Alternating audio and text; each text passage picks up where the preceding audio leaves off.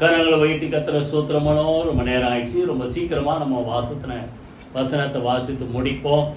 சரியா? ஒரு வாரத்துக்கு மேலே கிட்டத்தட்ட 2 வாரமாகவே என் மனசில் நம்ம சர்ச்சிலே சரி, சின்ன பிள்ளைங்க, எனக்கு அறிமுகமானவங்க நிறைய பேர் சரீரத்தில் பலவீனம். பொதுவாகவே எங்கே கேட்டாலும் இந்த சளி, ஃபீவரு, இந்த ப்ராப்ளம் நிறைய. இப்போ ஜோமனமோ ஆண்டவர் தான் சொல்கிறார், குணமாக்குற தேவன் யார்? நம்முடைய ஆண்டவர். நானே உன் பரிகாரியான கர்த்தர். இப்படி நிறைய வசனத்தை ஆண்டவர் பேசுகிறார். தொடர்ந்து ஜோமனித்தான் இருக்கிற எல்லாத்துக்காகவும். அப்படி இருக்கும்போது போன ஞாயிற்றுக்கிழமை நைட்டுன்னு நினைக்கிறேன், ஞாயிற்றுக்கிழமை நைட்டு ரெகுலராக நான் படிக்கிற அந்த பகுதி சங்கீதத்தில் படிக்கும்போது ஆண்டவர் என் இருதயத்தில் பேசின வார்த்தை அதுதான் இன்றைக்கி நம்ம அந்த சங்கீதத்தை பார்த்தோம். 121ஆம் சங்கீதம் வசனத்தை வாசிங்க. 121ஆம் சங்கீதம் 3ஆம் வசனம். உன் காலை தள்ளாட விட்டார், உன்னை காக்கிறவர். ஆண்டவர் நமக்கு சொல்ற வார்த்தை உன்னை காக்கிறவர். வாயத்திற்கு சொல்லுங்களேன், உன்னை காக்கிறவர் உறங்கார். சிறுவேலை காப்பினால சொல்றாரு 4ஆம் வசனத்துல, இதோ behold, கவனி அப்படின்ற மாதிரி, இதோ இஸ்ரவேலை சொல்லுங்க காக்கிறவர் உறங்குவதும் இல்லை, தூங்குவதும் இல்லை. அதான் நான் ஏற்கனவே இதெல்லாம் படிக்கும்போது நிறைய சொல்லிட்டேன். உறங்குறதுக்கும் தூங்குறதுக்கும் வித்தியாசம் நிறைய இருக்குது. அப்படி டக்குனு அப்படி திடீர் இங்கே தான் இருப்பானா கண் அசந்துடும், அது உறங்குறது. தூங்குறது நல்லா வீட்டில் போய் பாய் விரிச்சு இல்லை பெட்டில் போய் படுத்து தூங்குறது. ஆனால் நம்ம ஆண்டவர் சொல்லுங்க, அவர் எப்படிப்பட்டவர் சொல்லுங்க, உறங்குவதும் இல்லை சொல்லுங்க, தூங்குவதும் இல்லை. கைகளை வைத்து கத்துற சூத்திரமனோமா. பொதுவாகவே கத்தர் தான் நம்மை காக்கிறார். நகரத்தை இந்த 127 இருக்கும் பாருங்க ஒரு வசனத்தை, கத்தர் நகரத்தை காவாராகில் காவலாளர் விழித்திருக்கிறது விருதம். காவலாளர் என்ன பண்றாங்க? வாட்ச்மேன். அதுக்குதான் பேரே. அவங்க பேர் என்னது சொல்லு? காவலாளி. என்ன இங்கிலீஷ்ல நல்ல சொல்லுங்க, வாட்ச்மேன். விழித்திருந்து பார்க்கிறார். வாட்ச், புரியுதா? இரவும் பகலும் ஷிஃப்ட் போட்டு பார்க்கறாங்க, பாதுகாக்க பெரிய பெரிய இந்த இடத்தெல்லாம். அப்போ அவங்க பாதுகாக்கிறாங்க, அவங்க கடமை. ஆனா எல்லாத்துக்கு மேல கர்த்தர் பாதுகாக்கலைன்னா, காவலாளர் குடும்பமா இருந்தாலும் சரி, வீடா இருந்தாலும் சரி, ஒரு ஊரா இருந்தாலும் சரி, ஒரு நாடா இருந்தாலும் சரி, ஒரு பிள்ளைங்களா இருந்தாலும் சரி, கர்த்தர் பாதுகாக்கலைன்னா விழித்திருக்கிறது சொல்லுங்க விருதா. ஏன்னா இஸ்ரவேலை காக்கிறவர் உறங்குவதும் இல்லை, தூங்குவதும் இல்லை. உன்னை காக்கிறவர் சொல்லுங்க, அந்த மாசம் சொல்லிட்டே உன்னை காக்கிறவர் சொல்லுங்க உறங்கார். உங்களுக்கா இருந்தாலும் சரி, உங்க வீட்டுக்கு, உங்க குடும்பத்துல, இல்ல அறிமுகமானவங்க, உங்களுக்கு அன்பானவங்க, ஏதாவது வந்தாலும் சரி, அந்த வார்த்தை நெஞ்சிலிருந்து வரணும், இருதயத்திலிருந்து வரணும். உன்னை காக்கிறவர் உறங்கார். இஸ்ரவேலை பாதுகாக்கிற சொல்லுங்க, உறங்குவதும் இல்லை சொல்லுங்க, தூங்குவதும் இல்லை. இன்னைக்கு இந்த சங்கீதத்தை தான் இன்னைக்கு பார்க்க போறோம். ஒரு 5 காரியம் கர்த்தர் எப்படி நம்மளை காக்கிறார். 5 விஷயம். 121ஆம் சங்கீதத்துல இந்த கார்டு வாங்கினீங்க பார்த்தீங்களா? எல்லாரும் அந்த கார்டை வச்சுங்க, சென்டரா கரெக்டா அந்த பேஜில் வச்சுங்க. 5 விஷயம், 5 காரியங்கள் பார்க்க போறோம். முதல்ல எப்படி நம்மளே காக்கிறார். 3ஆம் வசனம் 4ஆம் வசனம், உன் காலை தள்ளாட விட்டார், உன்னை காக்கிறவர் உறங்கார். இஸ்ரவேலை காக்கிறவர் உறங்குவதும் இல்லை. எப்படி காக்கிறார்? தூங்காமல் உறங்காமல் காக்கிறார். வாய்த்தல் சொல்லுங்க, சொல்லுங்க, பக்கத்துல பார்த்து சொல்லுங்க. கர்த்தர் உன்னை எப்படி காக்கிறார்? தூங்காமல் சொல்லுங்க, உறங்காமல் காக்கிறார். நேற்று ராத்திரி எல்லாரும் தூங்குனீங்களா? எல்லாரும் தூங்கிதான் எந்திரிச்சிருக்கு. தூங்கணும், ஆனா காலைல எந்திரிச்சிட்டோம். அது உங்க பழக்கத்தின்படி 4 மணிக்கு எந்திரிக்கிறவங்க இருப்பாங்க, 3:30 மணிக்கு எந்திரிக்கிறவங்க இருப்பாங்க, 5 மணிக்கு எந்திரிக்கும். எப்படி எந்திரிச்சிட்டீங்க? இன்னைக்கு நம்ம இங்க எந்திரிச்சு இங்க உட்கார்ந்து இருக்கிறோம்னா நம்ம நிம்மதியா தூங்கணும், கண்ணை திறந்துட்டோம். காரணம், நம்மை காக்கிறவர் என்ன செய்யறார்? விழித்து கொண்டு இருக்கிறார். கையில வைத்து கத்துற சூத்திரமா சோறு 2 வசனத்தை நீங்க வாசிங்க, அப்பதான் புரியும். 4ஆம் சங்கீதம் 8ஆம் வசனம், 3ஆம் சங்கீதம் 5ஆம் வசனம். யார ஒருத்தர் எடுத்தீங்கன்னா வாசிங்க. 4ஆம் சங்கீதம் 8ஆம் வசனம், சமாதானத்தோட படுத்துக்கொண்டு நித்திரை செய்வேன். கர்த்தாவே, நீர் ஒருவரை என்னை சுகமாய் தங்க பண்ணுகிறீர். இப்போ சமாதானமா பீஸ்ஃபுல்லா எந்த பயம் இல்லாம தூங்கி நம்ம இளைப்பாரி காலையில எந்திரிச்சிருக்கிறோம்னா ராத்திரி முழுச கர்த்தர் என்ன செய்தார் சொல்லுங்க? நீர் ஒருவரே என்னை என்ன செய்திருக்கிறீர் சொல்லுங்க? சுகமா என்னை பாதுகாத்து. கையில வீதி கர்த்தர் சோத்திரம். பாதுகாத்தார சொல்லுங்க. உங்களையும் உங்க குடும்பத்தையும் உங்க பிள்ளைகளை கர்த்தர் என்ன செய்தார் சொல்லுங்க? பாதுகாத்தார். அநேக நேரத்துல மறுநாள் நம்ம பார்ப்போமான்ற பயம் கூட நிறைய பேருக்கு வந்துடும். எசேக்கியா அப்படித்தான் சொல்றார். இன்னைக்கு ராத்திரி என் வாழ்க்கை முடிஞ்சிருமா? 38 அதிகாரம் ஏசாயா அப்புறம் படிச்சு பாருங்க. இன்று இரவுக்குள்ளே என்னை முடிவடைய பண்ணுவீர் என்று நான் நினைச்சேனா, அடுத்த நாள நான் பாப்பனான்ற சந்தேகம் அவருக்கு அந்த வியாதி நேரத்துல வந்திருக்கு. புரியுதா? அப்ப நல்லா கவனிங்க. நேற்று ராத்திரி தூங்கி இன்னைக்கு காலைல எந்திரிச்சிருக்கணும்னா இன்னைக்கு காலை காண கர்த்தர் உதவி செய்தார். கர்த்தர் நம்மை சொல்லுங்க உறங்காமல் தூங்காமல் விழித்திருந்து சொல்லுங்க. வாயத்திறந்து சொல்லுங்க. அதான் முக்கியம். விழித்திருந்து காக்கிறார். சொல்லுங்க. வாயத்திறந்து விழித்திருந்து காக்கிறார். அடுத்தது 3ஆம் அதிகாரம் 5ஆம் வசனம். படுத்து நான் படுத்து நித்திரை செய்தேன், விழித்து கொண்டேன், கர்த்தர் என்னை தாங்குகிறார். அவர் என்ன நீதியின் வலதுகரத்தால் தாங்கிறதால் தான் நான் என்ன செய்த சொல்லுங்க? கர்த்தர் என்ன செய்த? விழித்து கொண்டேன். 8ஆம் வசனத்தை பார்த்தா ரட்சிப்பு கர்த்தருடைய. கையில வீதி கர்த்தர் சோத்திரம் போனோமா? ரட்சிப்பு நீங்க இருக்கும். ரட்சிப்புன்றதுக்கு நிறைய அர்த்தம். பாதுகாப்பு. புரியுதா? இங்க பாத்தீங்கன்னா சேஃப்டி. இங்கிலீஷ்ல அந்த வார்த்தை தான் எல்லா டிரான்ஸ்லேஷனுக்கு அந்த வார்த்தை. Safety is of the Lord. இப்போ நம்ம ராத்திரி தூங்கி இருக்கிறோம்னா உங்களையும் உங்க வீட்டையும் உங்க குடும்பத்தை கர்த்தர் என்ன செய்தார் சொல்லுங்க? கர்த்தர் பாதுகாத்தார். அதனாலதான் காலையில என்ன செய்யும் சொல்லுங்க? எந்திரிச்சோம். ஒரு மனுஷனுடைய வாழ்க்கையில காலையில அவன் தலை வெட்டப்பட போகுது. அப்போஸ்தலர் நடவடிக்கைகள் நீங்க அப்புறம் எடுத்து படிச்சு பாருங்க. 12ஆம் அதிகாரம் முழுசா நீங்க படிச்சா அது சுருக்கத்தை சொல்றேன். யாக்கோபு மூல கொல்லப்பட்டார். புரியுதா? அது யூதருக்கு பிரியமா இருக்குதுன்னு அடுத்த ஆளியார் முக்கியமான ஆளு பேதுரு, யாக்கோபு, யோவான் தான் 3 பேர் ரொம்ப முக்கியமானவங்க. அப்ப யாக்கோபை கொலை பண்ண உடனே பேதுருவை பிடிச்சிடலாம், வெட்டிடலாம் அப்படின்ட்டு அடுத்த நாள் அவனை சிறைச்சேதம் பண்ண போறாங்க. அப்போ அந்த முந்தின நாள் ராத்திரி அவனை சிறை காவல்ல ஷிஃப்ட் வச்சு பார்க்குறான்.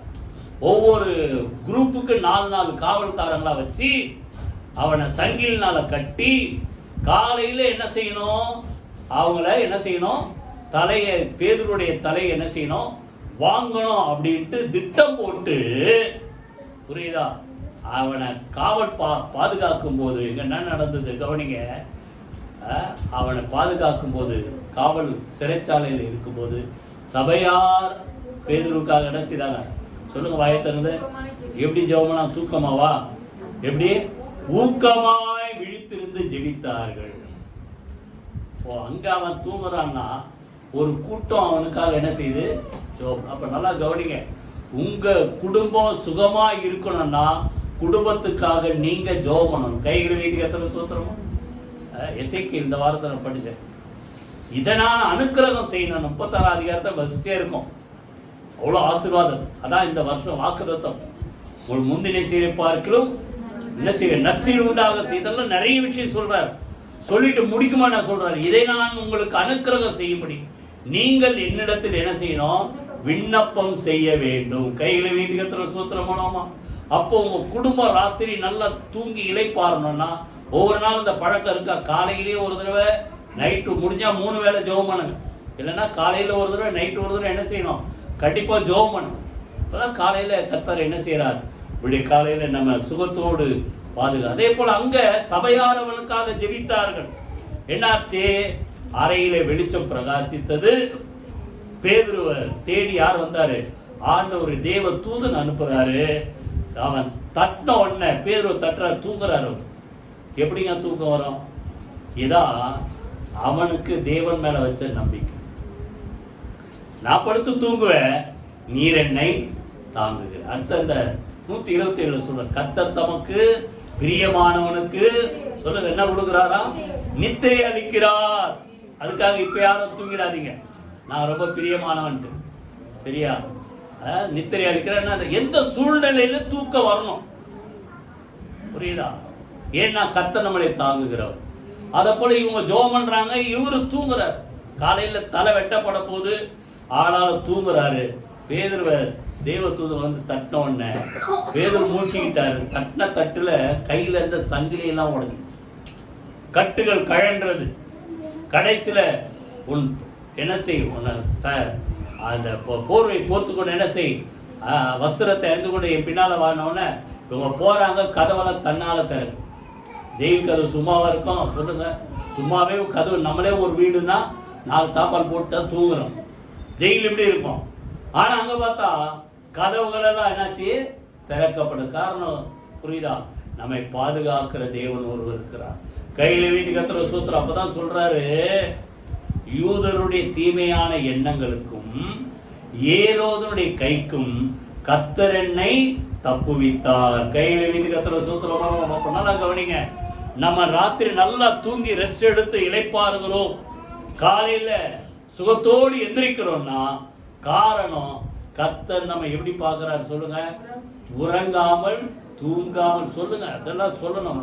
அந்த 5 பாயிண்ட் நீங்க எப்பவும் மனப்பாடம் பண்ணி சொல்லணும். விழித்திருந்து காக்கிற. சொல்லுங்க, வாய் திறந்து. விழித்திருந்து காக்கிற. அதான் நான் முதல்ல சொல்லிட்டேன்.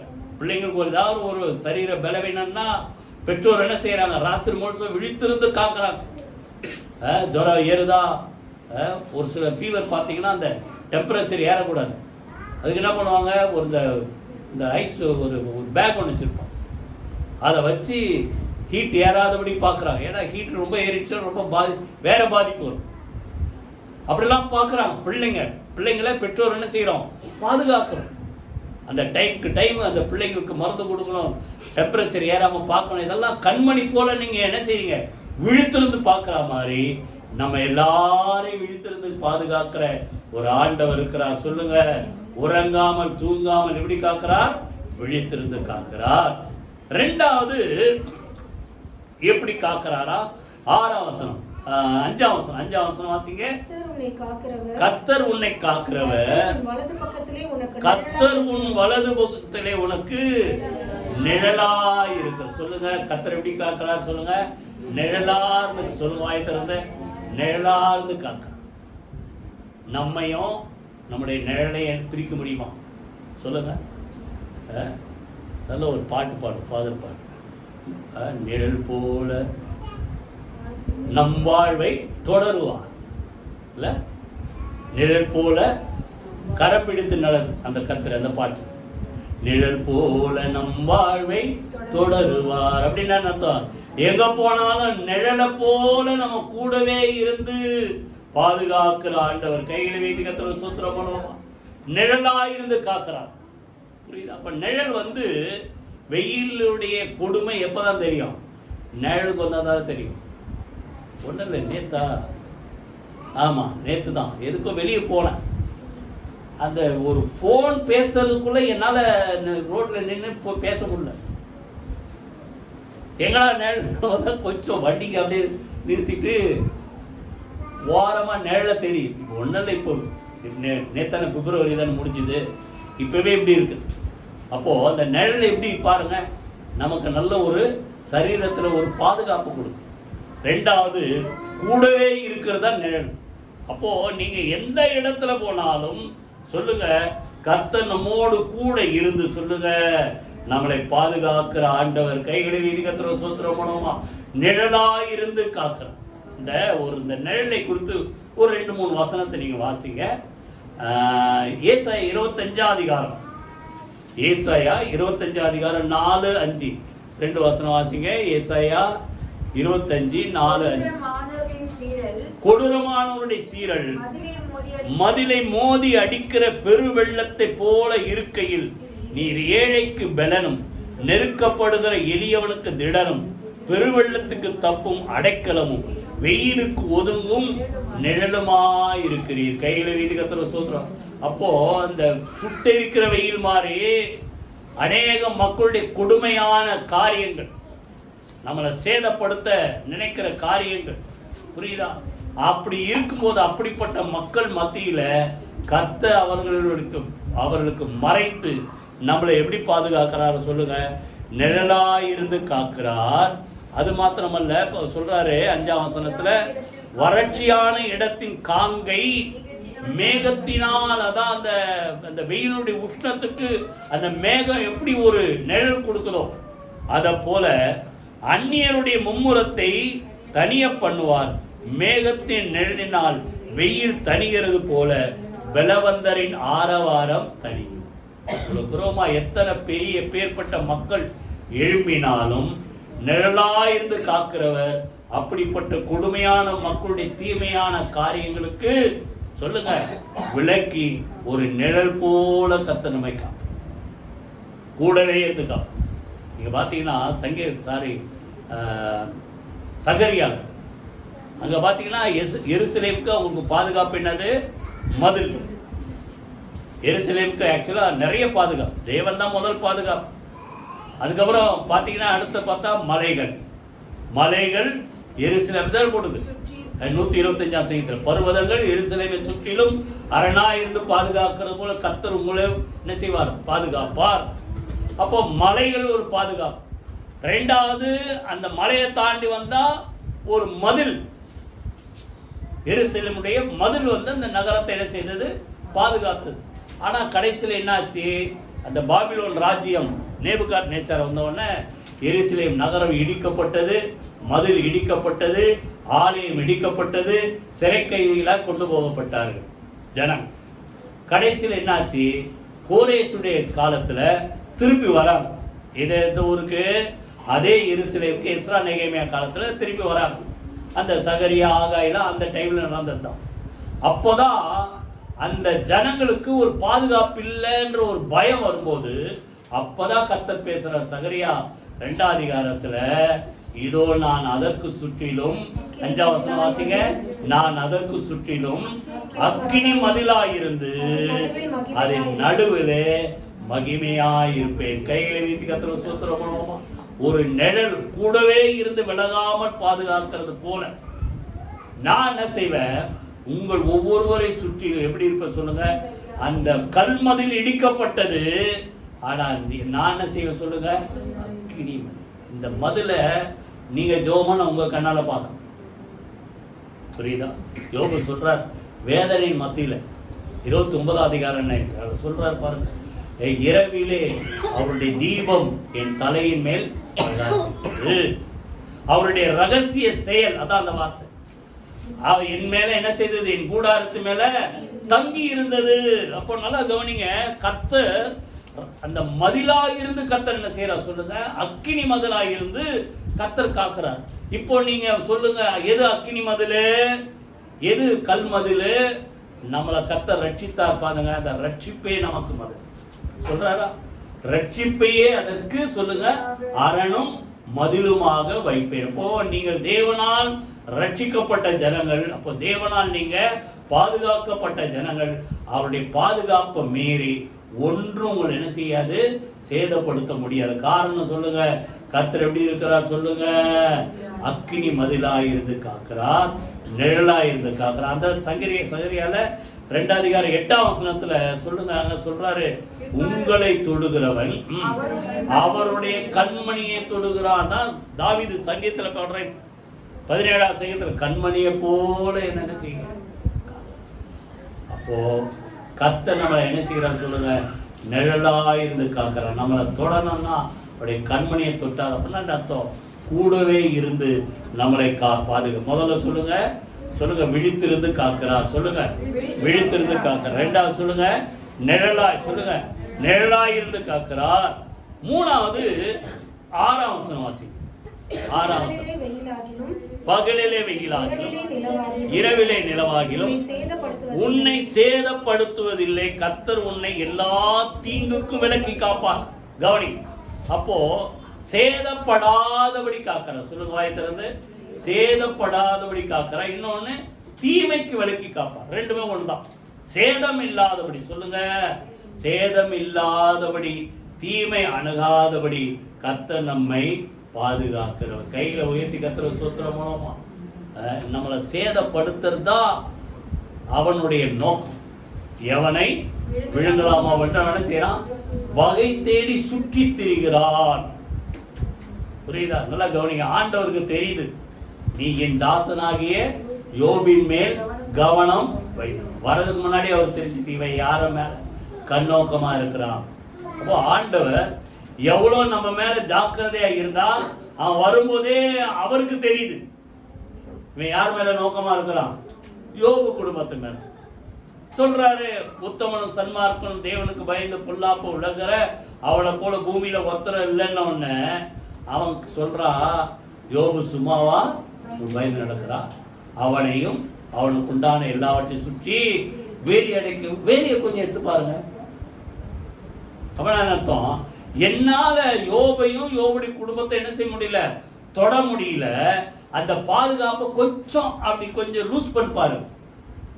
கர்த்தருடைய அனுமதி இல்லாம உங்க வாழ்க்கையில எதுவும் சொல்லுங்க நடக்க வாய்த்தல சொல்லுங்களேன். கர்த்தருடைய அனுமதி இல்லாம அவர் அறியாம சொல்லுங்க, அவர் அறியாம ஒன்றும் உங்களுக்கு என்ன செய்யாது, நடக்காது. கையில வீட்டு கர்த்தர் சூத்திரம் மூலமா புரியுதா?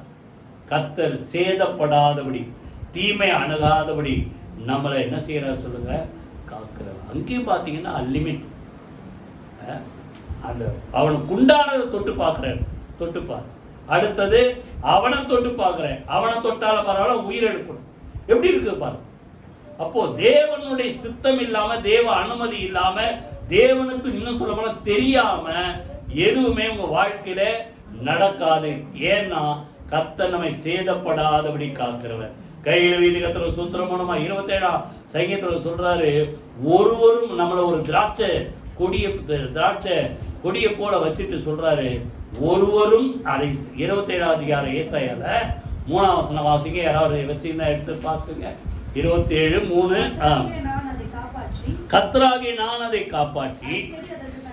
ஆமா, காப்பாத்துறாரு. நம்ம அர்த்தம், தண்ணி பாய்க்கிறார். விதை விதைச்சவன் என்ன சொல்லுவோம், விதை விதைச்சவன் தண்ணி பாய்ச்சு.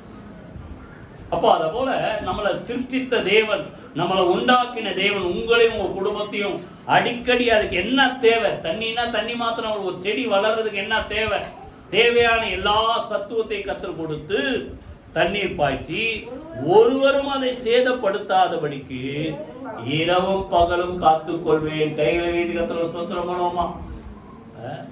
நம்மெல்லாம் ஜோம் பண்றோம், பிள்ளைங்களே உங்களையும் கத்த காக்குறாரு. காரணம் என்ன? நான் என்னை பொறுத்த வரைக்கும் ஜோம் பண்ணணும். ஆனால் நம்ம சாட்சி சொல்லும்போது நிறைய பேர் நான் ஜோம் பண்ணேன் அப்படின்றத சொல்கிறோம். இருந்தாலும் என்னை பொறுத்த வரைக்கும் என்னுடைய மனசில் இருக்குது. அது ஜபம் பண்ணுற தப்பு சொல்லலை, என்னுடைய மனசில் இருக்குது. என் ஜபத்தால் வந்ததுன்னு சொல்லுவேன். எத்தனை பேர் நான் சொல்கிறேன், எத்தனை புரியுதா? ஜபம் பண்ணணும், ஆனால் நான் ஜபம் பண்ணதால் தான் நடந்ததுன்னு சொல்ல. தேவன் என்னோடு கூட இருந்து எல்லாவற்றையும் என்னை என்ன செய்யற சொல்லுங்க, கர்த்தர் பாதுகாக்கிறார். கைகளை வைத்து கர்த்தர் சூத்திரம் பண்ணுவோமா? ஒருவரும் சொல்லுங்க அதை சேதப்படுத்தாதபடிக்கு இரவும் பகலும் காக்கிறார். அதனால்தான் அந்த 91ஆம் சங்கீதத்துல வரிசையா சொல்லிக்கிட்டே வர, இரவில் உண்டாகும் பயங்கரத்திற்கும் மத்தியானத்தில் பாழாக்கும் கொள்ளை நோக்கியும் பகலில் நடமாடும் அம்புக்கும். புரியுதா? எதுக்கும் நான் பயப்பட மாட்டேன். ஏன்னா எனக்கு அடைக்கலமாய் இருக்கிற உன்னதமான கர்த்தரை உனக்கு நீ தாவரமாய் கொண்டாய், ஆகையால் பொல்லாப்பு உனக்கு நேரிடாது, வாதை உன் கூடாரத்தை அப்போ சேதப்படுத்தாதபடி காக்கிற தேவன் நம்முடைய அடைக்கலமா இருக்கிறபடினால கர்த்தர் எந்த தீங்கு சொல்லுங்க வாய்க்கிறது, எந்த தீங்கு அணுகாதபடி கர்த்தர் நம்மை சேதம் இல்லாதபடி காக்கிறார். ஏசாயால இன்னும் ஒரு 2 வசனம் நீங்க வாசிங்க. 31ஆம் அதிகாரம் 5ஆம் வசனம் வாசிங்க. 31:1. பறந்து காக்கிற பட்சிகளை போல சேனைகளின் கர்த்தர் எருசலேமின் மேல் ஆதரவாக இருப்பார், அவர் அதை காத்து தப்ப பண்ணுவார், கடந்து வந்து விடுவிப்பார். எப்படி பார்த்தா நல்லா கவனிங்க. ஒரு வசனம் படிச்சா அத மைண்ட்ல ஒரு கற்பனையா, ஒரு சீன், ஒரு காட்சியா பாருங்க. கர்த்தர் எப்படி காக்கிறார் சொல்லுங்க, பறந்து காக்கிற பட்சியை போல. புதிய ஏற்பாட்டில் சொல்றாரு, கோழி தன் குஞ்சுகளை தன் சிறகுகளின் கீழே அடைக்கலமாய் பாதுகாப்பது போல உங்களை கூட்டி சேர்த்துக்கொள்ள நான் மனசா இருந்தேன். அப்போ ஒரு கோழி தன்னுடைய குஞ்சுகள் அப்படி இப்படி ஓடுறதா மேல ஏதாவது ஆபத்தான ஒரு காரியம் வருது, பருந்தோ ஒரு ஏதாவது இதோட துஷ்ட பறவைகள் இருந்தா அதுக்கு இப்படியோ தெரியாது, அது என்ன செய்யும், பறந்து வந்து என்ன செய்யும், அது தன்னுடைய செட்டை எண்ணெயில பாதுகாப்பு. அதே போல ஒரு காரியம் உங்களுக்கு வருவதற்கு சொல்லுங்க, வாய்த்திருந்து வந்தவர்களை சொல்லுங்க, வருவதற்கு முன்பாகவே ஆதரவாயிருக்கிற கர்த்தர் எப்படி காப்பார் சொல்லுங்க. உங்களையும் உங்க குடும்பத்தையும் பறந்து சொல்லுங்க சேதப்படாதபடி காக்கிற, பறந்து காக்கிற பட்சிகளை போல கடந்து வந்து விடுவிப்பார். என்ன சொல்ல போனா பறந்து வந்து விடுவிப்பார். கையில வைத்திருக்கிற சூத்திரம் பண்ணுவோமா? அடுத்த இன்னும் ஒரு வசனம், 4 அதிகாரம் 5 வசனம். யாரோ ஏசாயால 4 அதிகாரம் 5 வசனம் வாசிங்க.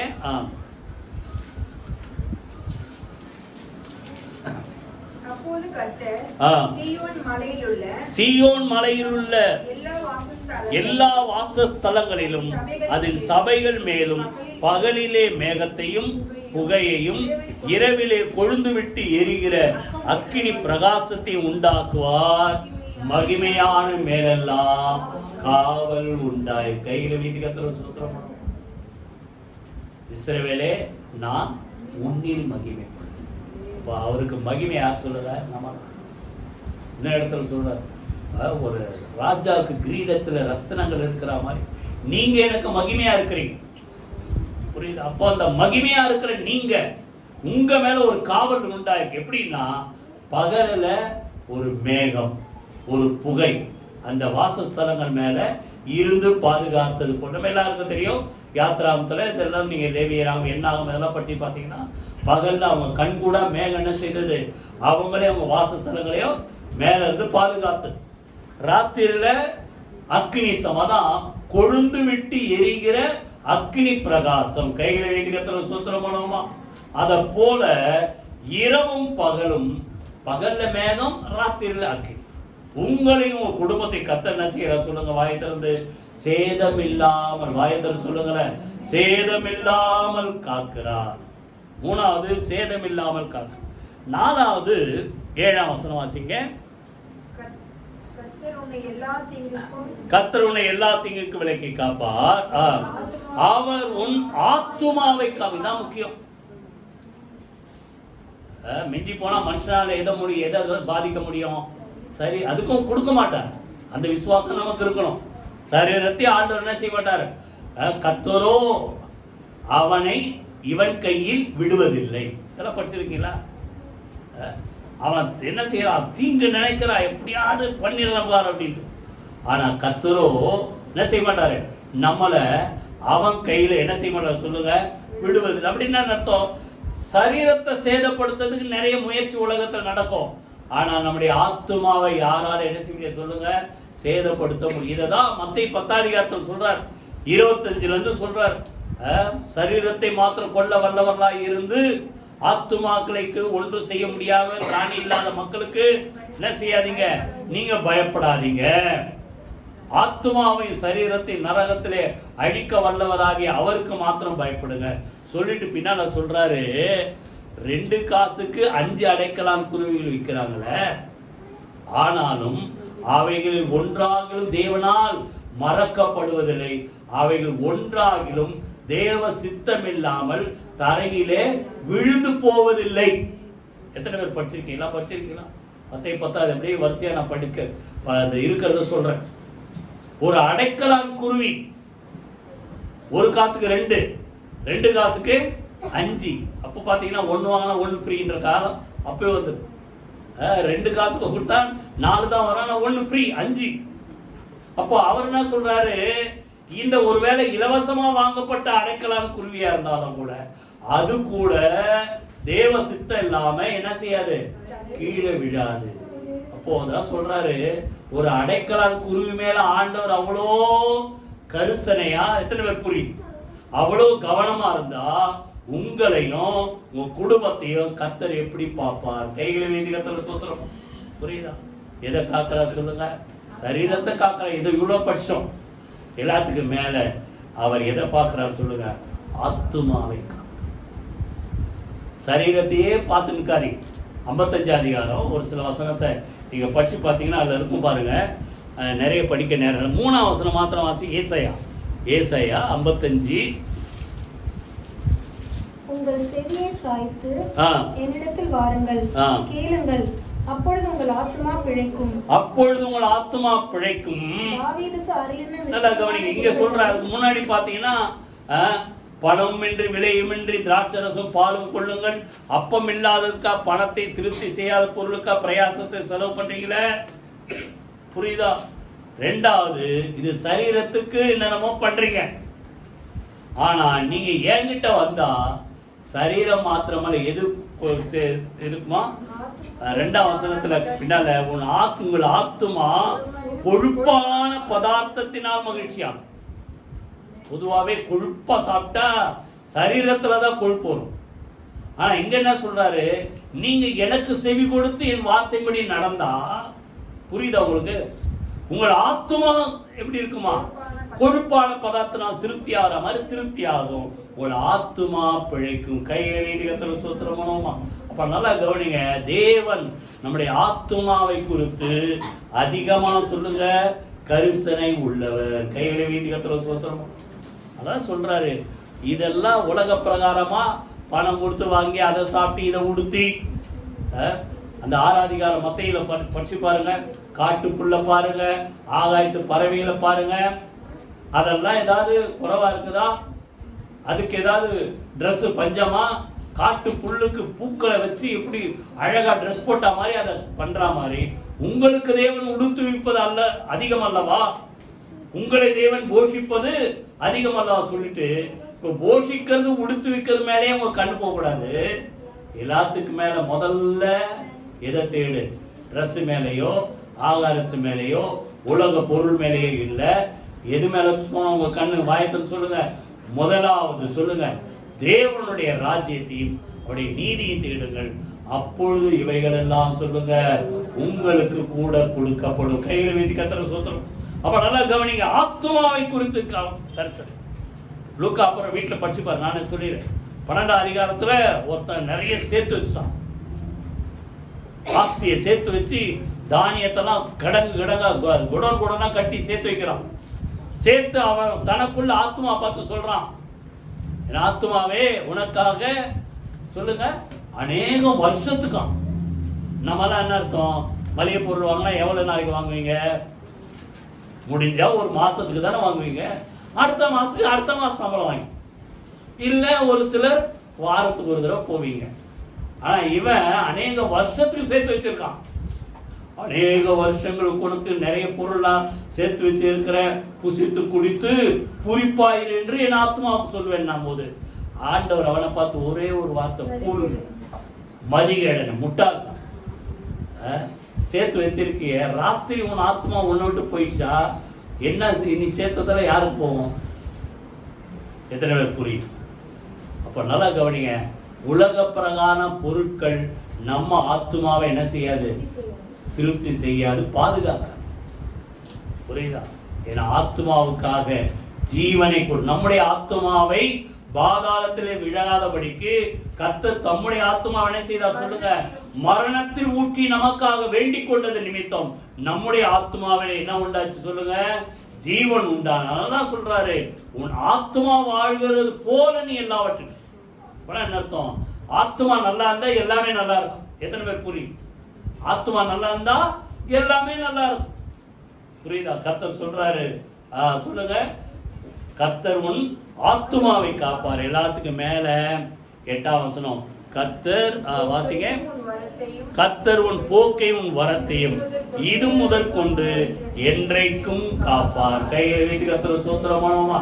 இப்ப வந்துட்டோம், இங்க திரும்பி ரிட்டர்ன் போனோம். புரியுதா? நான் ஒவ்வொரு நாளும் ஜெபம் பண்ணணும். எடுக்கும்போது கிளம்பி போகும்போது ஆண்டவரே திரும்பி சேஃபா வரணும். அதே போல முடிச்சுட்டு வீட்டுக்கு கிளம்பும்போது ஜெபம் பண்ணணும். இப்ப நல்லா கவனிங்க. இதுவரைக்கும் நம்மளை பாதுகாத்த ஆண்டவர் உன் போக்கையும் உன் வரத்தை, புரியுதா? போக்குவரத்தை சொல்லுங்க, வாயத்தில் சொல்லுங்க. உங்களுடைய பிரயாணங்களை, வாயத்தில் சுருக்கமா சொன்னா, உங்கள் பிரயாணங்களை கர்த்தர் காப்பார். கையில வீதி கர்த்தர் சோத்திரம் பண்ணணுமா. ஒவ்வொரு நாளும் ஜெபம் பண்ணணும். ஆண்டவரே, நம்முடைய மக்கள் வீட்டில் இருந்தாலும் வெளியே இருந்தாலும் வேலை ஸ்தலத்தில் இருந்தாலும் பிரயாணத்தில் இருந்தாலும் கர்த்தரை செய்யணும், அவங்கள பாதுகாக்கணும். கைகளை வீதி கர்த்தரை சோத்திரம் பண்ணுவோமா. ஏன்னா ஆண்டவர் என்ன சொல்றாரு? உன் வழிகள் எல்லாம் சொல்லுங்க உன்னை காக்கும்படி உனக்காக. யாருக்காக? வயசு சொல்லுங்க, உனக்காக. இந்த உரிமை நமக்கு இருக்கணும். எனக்காக கர்த்தர் தம்முடைய தூதர்கள் கட்டளையிடுவார், அவர்களின் பாதம் கல்லில் இடராதபடி தங்கள் கரங்களில் என்ன செய்வார்கள் சொல்லுங்க, என்னை ஏந்தி கொண்டு போவார்கள், கையில வைத்து கர்த்தர் ஸ்தோத்திரம் பண்ணுமா. அப்ப ஏஞ்சல் அனுப்பி கர்த்தர் பார்க்கிறார், பாதுகாக்கிறார் பிரயாணத்துல. அடுத்தது ஒரு முக்கியமான காரியத்தை நான் சொல்றேன், கவனிங்க. அந்த எஸ்ரா நெகேமியா காலத்துல பாத்தீங்கன்னா எஸ்ரா கிட்ட நிறைய பொன் பொருட்கள் கொடுத்து அனுப்புறாங்க. யாரு? அந்த கோரேஸ் ராஜா. என்னது? எருசலேம்ல இருந்து எடுத்த அந்த அந்த தேவனுடைய ஆலயத்தினுடைய பனிமுட்டுகள், கோல்டு நிறைய. அது மாத்திரம் இல்லை, அவங்க கிடைத்த அந்த ஆலயத்தை திருப்பி கட்டுறதுக்கு, அந்த மதிலை திருப்பி கட்டுறதுக்கு தேவையான எல்லா பொன் பொருட்களை கொண்டு கொடுத்து யாரு? அந்த ராஜா அனுப்புறார். ஒரே ஒரு வசனம் நீங்க வாசிங்க, எஸ்ரா 8ஆம் அதிகாரம், எஸ்ரா 8ஆம் அதிகாரம் 22. யார் ஒருத்தர் வாசிங்க. எஸ்ரா எடுத்துறீங்களா? 599 பக்கம் 8:22. வழியிலே சத்ருவை விலக்கி எங்களுக்கு துணை செய்யும்படி நான் ராஜாவிடத்தில் சேவகரையும் குதிரை வீரரையும் கேட்க வெட்கப்பட்டிருந்தேன். அப்போ எஸ்ரா நிறைய பொன், அதனுடைய மதிப்பு பார்த்தீங்கன்னா பின்னால இருக்கும் பாருங்க. 26ஆம் வசனத்தில் அவர்கள் கையிலே நான் 650 தாலந்து வெள்ளி, 100 தாலந்து நிறையான வெள்ளி பனிமுட்டு, 100 தாலந்து பொண்ணு, ஒரு தாலந்து கிட்டத்தட்ட 40 கிலோ. அப்ப எத்தனை கிலோ? 4000 கிலோ. 4000 கிராம் இல்லைங்க, 4000 கிலோ கோல்டு. ஒரு கிலோ இன்னைக்கு எவ்வளவு தெரியுமா? ஒரு கிராம் எவ்வளவு? 15,000மா? ஒரு கிராம் 15,000, ஒரு கிலோ 1.5 கோடி. அப்போ 4000 கிலோ, எவ்வளோ கோடிக்கணக்கான பொருட்கள். இப்போ நம்ம ஊரா இருந்தா என்ன பண்ணுவோம்? போகும்போது எப்போ நிறைய சோல்ஜர்ஸை கூட அனுப்பு. ஏன்னா வழியில எவனாவது என்ன செய்யக்கூடாது, கொள்ளையடிச்சிடக்கூடாது, அப்படிதானே கேட்பீங்க. ஒன்றும் இல்லை, ஏதாவது ஒன்று ஒரு ஒரு இடத்துக்கு ஒரு ஏதோ ஒரு பொருள் வாங்க ஒரு காசு எடுத்துன்னு போறீங்கன்னா பைய தொட்டு பார்த்துக்கீங்க. தொட்டு பார்த்துக்கிறீங்களா இல்லையா? இதுவே அவங்க அடுத்த ஒன்று காட்டி கொடுத்து ஏதோ ஒன்று வச்சிருக்காரு உள்ளன்ட்டு பைய தொட்டு பார்த்துக்கணும். ஏதோ ஒன்று வச்சிருக்கோம், பேங்க்ல இருந்தா சிப்ப திறந்து பார்த்துக்கோம். சரி விட்டுறேன், காரணம் இது பத்திரமா கொண்டு போய் சேர்க்கணும். இப்போ இவரு ராஜா கிட்ட சோல்ஜர்ஸ் கேட்டா அனுப்பியிருப்பாரு, ஆனா இவர் கேட்க வெட்கப்பட்டார். ஏன்னா எங்கள் தேவன் எங்களை காக்க, நம்ம சொல்றோம்ல, எங்கள் தேவன் எங்களை காக்க வல்லவர் சொல்லி இருந்ததால என்னப்பா ராஜா கேட்டக்கூடாது, என்ன நீ சோல்ஜர்ஸ் எல்லாம் கேட்கிற, ஏன் உங்க தேவன் உங்க ஆலயத்தில் வந்த பொருள் தானே, இதை பாதுகாக்க மாட்டாரா? அவர் கேட்பாருன்ட்டு என்ன செய்யல, அந்த பாதுகாப்பு வீரரை கேட்பதற்கு நான் வெட்கப்பட்டிருந்தேன். ஆனாலும் வாசிங்க 23ஆம் வசனம், 23ஆம் வசனம் வாசிங்க. உபவாசம் பண்ணி எங்கள் தேவனிடத்தில் அதை தேடினோம், எங்கள் விண்ணப்பத்தை கேட்டார். பின்னால பார்த்தா வழிகள் எல்லாம் காக்கும்படி தேவன் தம்முடைய கரம் அவரோடு கூட இருந்து அந்த பொன் பொருட்கள் பத்திரமா கொண்டு வந்து அந்த எருசலேம்ல கொண்டு வந்து சேர்க்கிற வரைக்கும் கர்த்தர் பாதுகாத்தார். கையில வீட்டு கர்த்தர் சொந்தமானோம். அப்போ நீங்க வேலைக்கு போறீங்களோ இல்லை எங்க போறீங்களோ வழிகள் எல்லாம் காக்கும்படி பிரயாணத்தை கர்த்தர் என்ன செய்கிறார் சொல்லுங்க, யாக்கோபு தகப்பன் வீட்டை விட்டு வெளியே போறார்.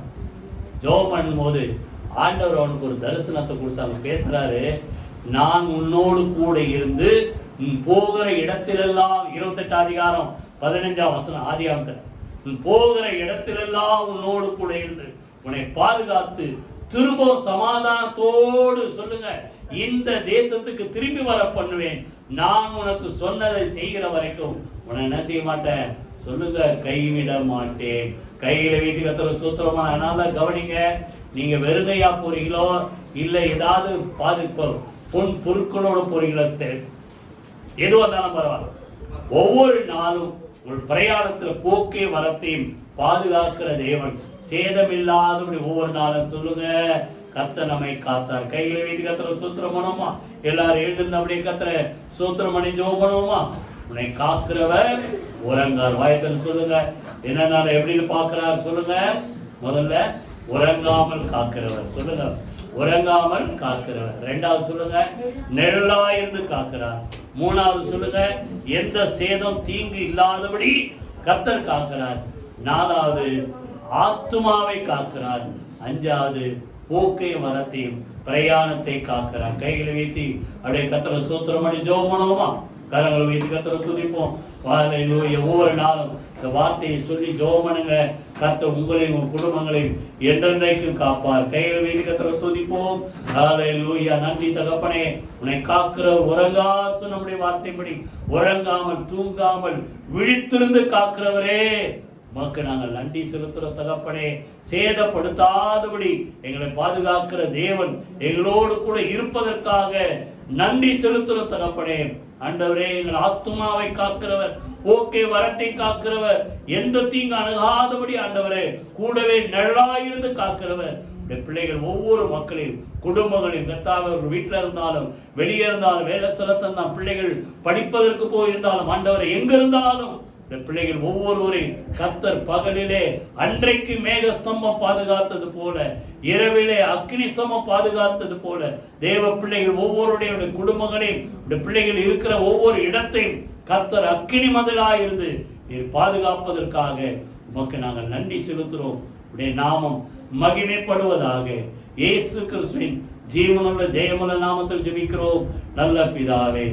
ஆமென், ஆமென். நம்முடைய கர்த்தராகிய இயேசு கிறிஸ்து கிருபை, பிதாவாகிய தேவனுடைய அன்பும் பரிசுத்த ஆவியானவருடைய அந்யோன்ய ஐக்கியமும் நம் அனைவரோடு சகல பரிசுத்த அனைவரோடு கூட ஆண்டவராகிய இயேசு கிறிஸ்து வருகை இருப்பதாக. ஆமென். என் ஆத்துமாவே கர்த்தரை ஸ்தோத்திரி, என் முழுவதுமே பரிசுத்த நாமத்தை ஸ்தோத்திரி. என் ஆத்துமாவே கர்த்தரை ஸ்தோத்திரி, அவர் செய்த சகல உபகாரங்களை மறவாதே. ஆமென், ஆமென். God bless you.